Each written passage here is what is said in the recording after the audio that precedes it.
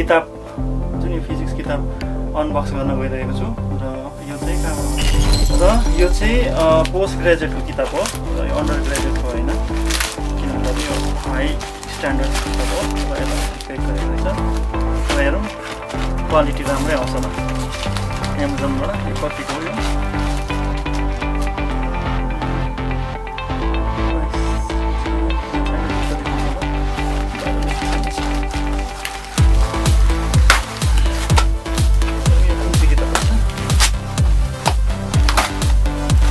classical mechanics रहेछ तर यसलाई चाहिँ यसरी हाल्दैछ यसरी कभर गरेर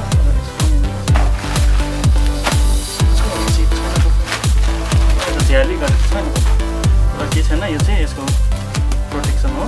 र यो क्लासिकल मेकानिक्स हो यो ग्रेजुएसनको लागि हो र मेनली यो पोस्ट ग्रेजुएसनको लागि हो हेर्नुहोस् यहाँ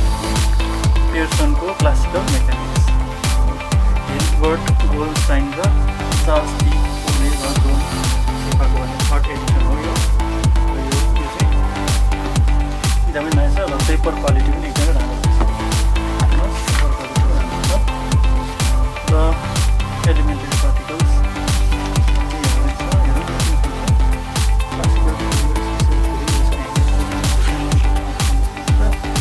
अन्त यो चाहिँ स्पेसली पोस्ट ग्रेजुएसनको लागि हो र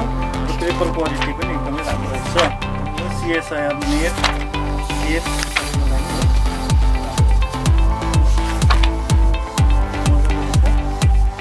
यसलाई मजाले एक्सप्लेनेसन पनि गरेको चाहिँ CSR नेटको लागि यो पनि जति पनि छ CSR नेटको लागि यो चाहिँ एउटा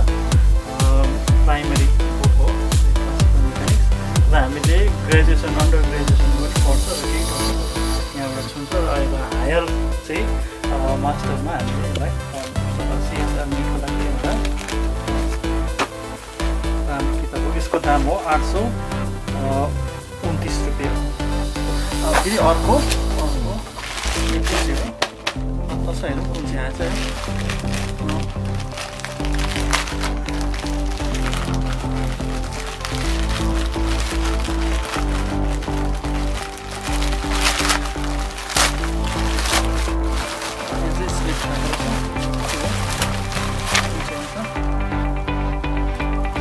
रिलेटिभिस्टिक क्वान्टम मेकानिक्स रहेछ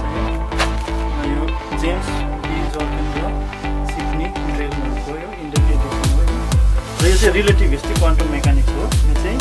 हायर एजुकेसन पोस्ट ग्रेजुएटमा मात्रै हामी पढ्छ र यो सबै यो फरेन एडिसन हो यो फरेनको राइटरहरूले लेखेको र इन्डियन राइटरको चाहिँ अन्डर ग्रेजुएसनसम्म मात्रै एप्लिकेबल हुन्छ किनभने उनीहरूको स्ट्यान्डर्ड हुँदैन र यो चाहिँ यो किताब चाहिँ मेनली CSIR नेट र गेट स्लेटको लागि एप्लिकेबल छ र यो चाहिँ एउटा जोर्किन र ड्रेल भन्छ यसलाई रिलेटिभिस्टिक क्वान्टम मेकानिक्स हो र हायर हो यो सबै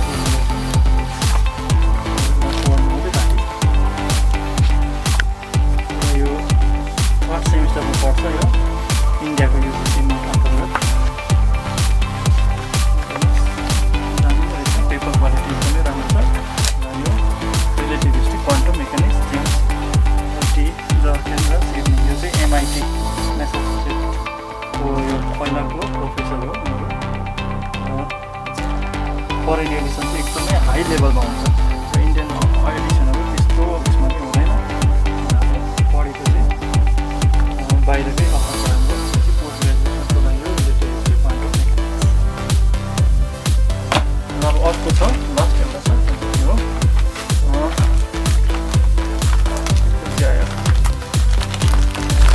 किटलको सलिड स्टेट फिजिक्स आयो होला यो अन्डर ग्रेजुएसन पनि काम लाग्छ तर अब मेनली चाहिँ हो अन्डर ग्रेजुएसन भन्दाखेरि चाहिँ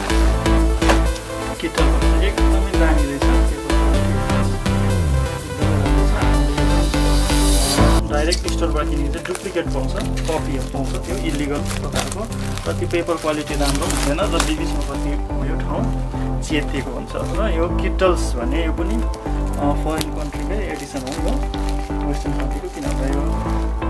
solid introduction to solid state physics र यहाँ पनि कन्डेन्स म्याटर फिजिक्स पनि यहीँबाट कभर हुन्छ र किटल्सको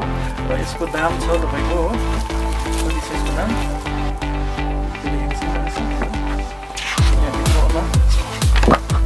एकदमै राम्रो छ पेपर क्वालिटी यो प्रिन्टेड हो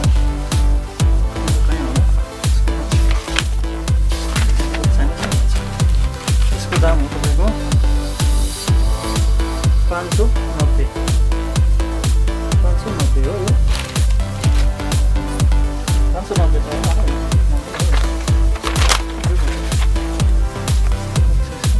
710 हो यसको जर्किन र ड्रेलको चाहिँ यस्तो हेर्नुहोस् पेपर क्वालिटी एकदमै राम्रो छ यो चाहिँ युएसएमा बेच्यो भने चाहिँ इलिगल हो किन भन्दा यहाँ अब डलरको हिसाबमा हुन्छ र यो इन्डियन एडिसन हो इन्डिया बङ्गलादेश नेपाल पाकिस्तान श्रीलङ्का भुटानसम्म चाहिँ यो के छ लिगल छ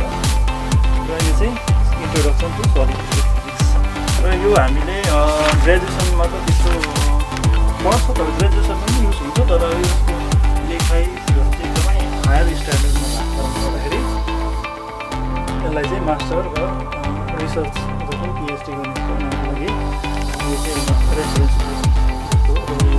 सिएसआरको लागि हेर्नुहोस् दामी रहेछ पेपर क्वालिटी चाहिँ हेर्नुहोस् र कहीँ पनि चेपिएको केही पनि छैन र यो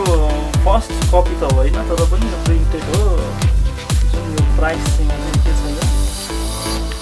एप्रिसिएबल प्राइस कपी पनि राम्रो छ जेआरएफ चाहिँ होइन रहेछ जेआरएफ हुन्छ यो हो किटल यो हो जर्किन र ड्रेलको रिलेटिभ क्वान्टम मेकानिक्स अनि यो हो क्लासिकल मेकानिक्स